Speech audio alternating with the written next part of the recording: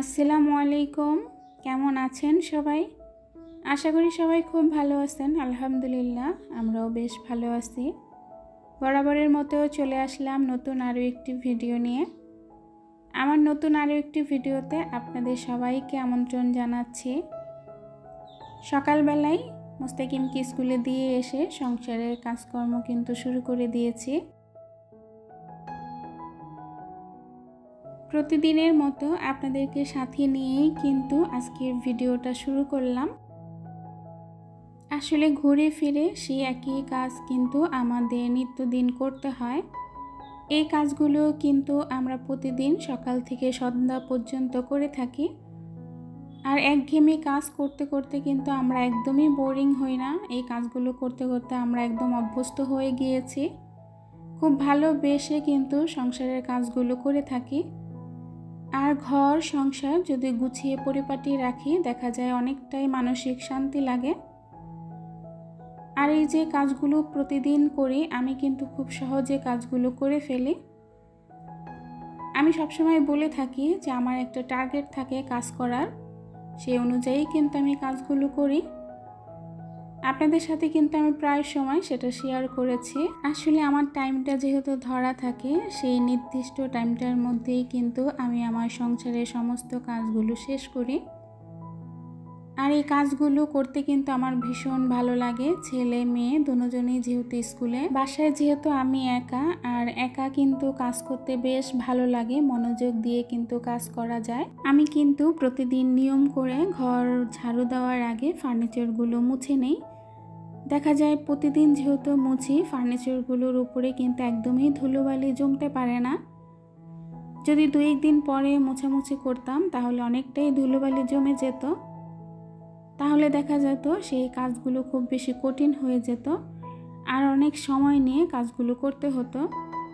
এখন যেহেতু প্রতিদিনের কাজটা প্রতিদিন করে ফেলি, তাই কিন্তু খুব সহজেই কাজগুলো করতে পারি, আর খুব দ্রুত কাজগুলো কিন্তু হয়ে যায়।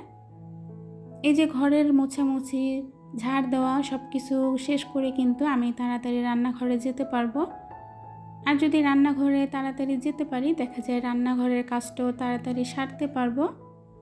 আর রান্নাঘরের কাজটা যদি তাড়াতাড়ি সারতে পারি, দেখা যায় মুস্তাকিমকে স্কুলের টাইমের মধ্যে আমি নিয়ে আসতে পারবো। আর আমার ছেলেটা কিন্তু যখন স্কুল ছুটি হয়ে যায়, ও আমার অপেক্ষায় বসে থাকে। তাই আমিও কিন্তু চেষ্টা করি 5 থেকে 10 মিনিট আগে স্কুলে যেয়ে উপস্থিত থাকতে।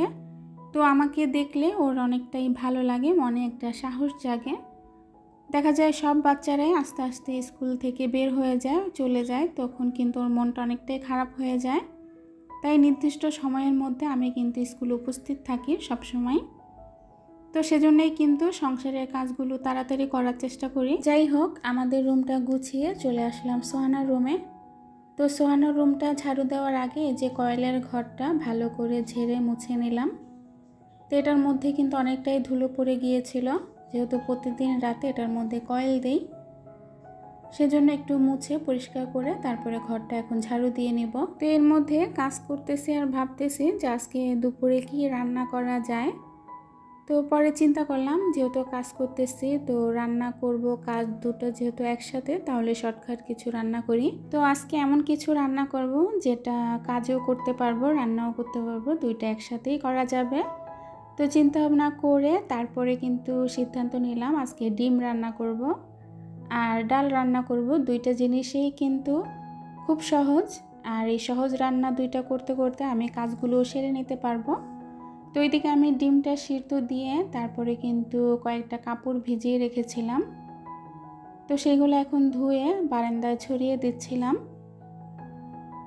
তো দেখা যায় এই যে রান্নাটার ফাঁকে যদি আমি কাজগুলো না করতাম, যদি রান্নাটা নিয়ে বসে থাকতাম, তাহলে কিন্তু রান্নাটা শেষ করে আমার এই কাজগুলো করতে হতো। তো রান্না শেষ করে এই কাজগুলো করা মানে সময়কে অপচয় করা।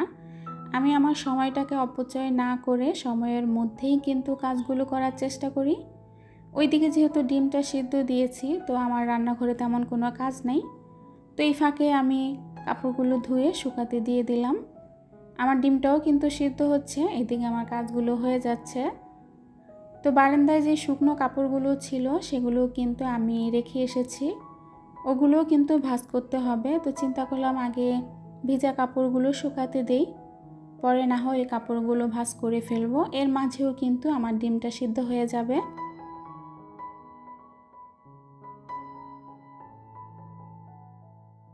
আসলে বুদ্ধি খাটিয়ে কাজকে সহজ করে করাই হচ্ছে আমাদের মতো গৃহিণীদের কাজ।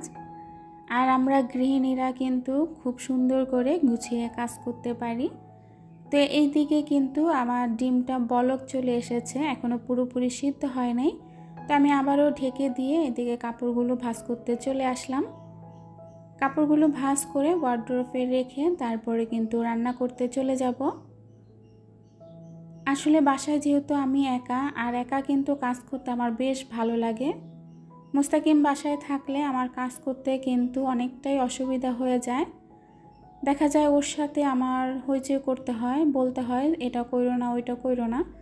এটা করতে করতেই দেখা যায় কি আমার অনেকটা কাজ, অনেকটা সময় লেট হয়ে যায়। তো এখন যেহেতু বাসায় আছি আর যেহেতু একা, তাই কিন্তু কাজগুলো খুব দ্রুত করতে পারছি।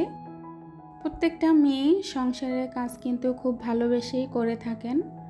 আর এই যে সংসারের কাজগুলো আপনাদের সাথে প্রতিনিয়ত শেয়ার করি, মনে হয় কিন্তু কাজগুলো তাড়াতাড়ি হয়ে যাচ্ছে। 10 মিনিটের একটা ভিডিওতে 2 ঘন্টার কাজগুলো তুলে ধরি।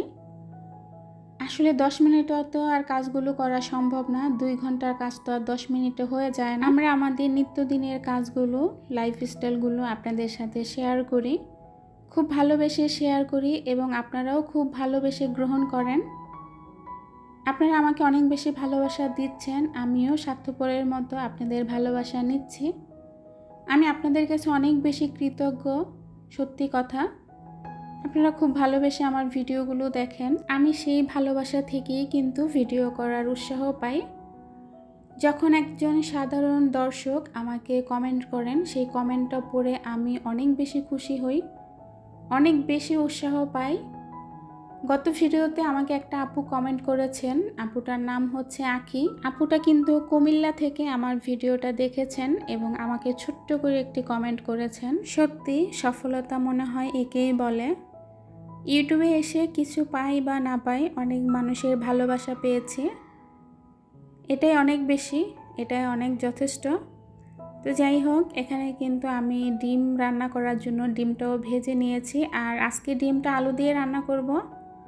আলুটা গোল গোল করে কেটেছি আর এখন কিন্তু আলুটা ভেজে নিয়ে তারপর তরকারিটা বসিয়ে দিব। তো আমার মতো এইভাবে ডিম কে রান্না করেন অবশ্যই কমেন্টে বলবেন, কারণ আমি এখন পর্যন্ত কোনো আপুর ভিডিওতে কিন্তু দেখি নাই যেভাবে গোল করে আলু কেটে তারপরে ডিম রান্না করে।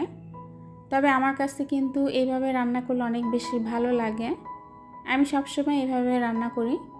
তো এখানে মশলাটা কষিয়ে একটা টমেটো দিয়ে দিলাম যাতে তরকারির কালারটা সুন্দর আসে, তাই।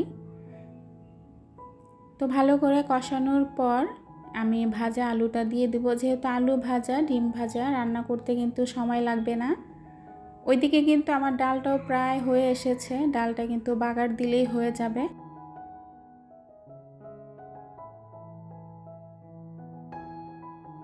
সংসারের কাজ করা বলেন বা ইউটিউবের কাজেই বলেন না কেন, কোনো কাজটাই কিন্তু সহজ না। দুইটা কাজেই কিন্তু অনেক বেশি কঠিন, অনেক বেশি ধৈর্য নিয়ে করতে হয়। এই কঠিন কাজটাই কিন্তু আমরা সহজভাবে করার চেষ্টা করছি। সংসার এবং ইউটিউব দুইটাকে পাশাপাশি রেখেই কিন্তু সামনে এগিয়ে যাওয়ার চেষ্টা করছি। জানি না এই চেষ্টাতে কতটুকু সফলতা পাব, তারপরেও আপনাদের ভালোবাসা নিয়ে সামনে এগিয়ে যাচ্ছি। আপনারা যদি পাশে থাকেন, ইনশাল্লাহ সফলতা একদিন আসবেই।